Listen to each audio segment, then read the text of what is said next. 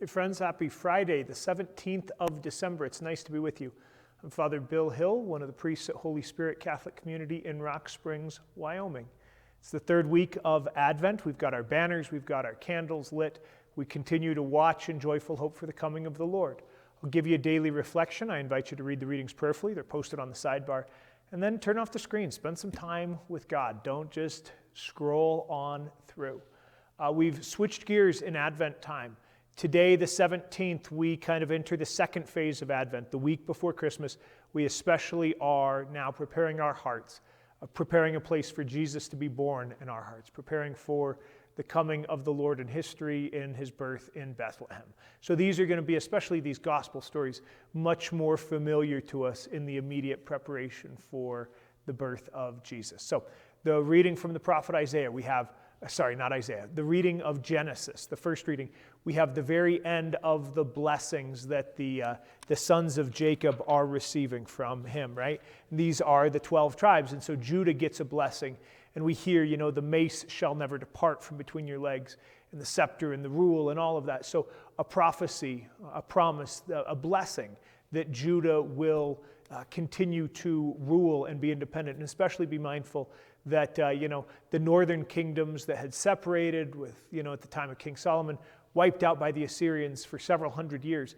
This passage would have been especially prominent for the southern kingdom of Judah, thinking about the promises. And then even more so after the pain of the Babylonian exile, as the kings are killed in their midst, trusting that still this promise is there, that even though they don't have a king in their midst right now, that God is still providing for them. And that's what the gospel's about, right?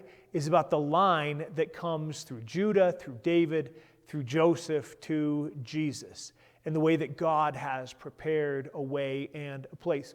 One thing that I would point out, the story of Judah in particular, I know, genealogies for modern readers are super hard. I would invite you, read that genealogy, even though many of those names are foreign to us and we stumble over the words. Just go through it and even pray it out loud. Say the names however you want to say the names. Don't feel awkward or self-conscious. You're probably by yourself with your tablet or your phone or your computer, right?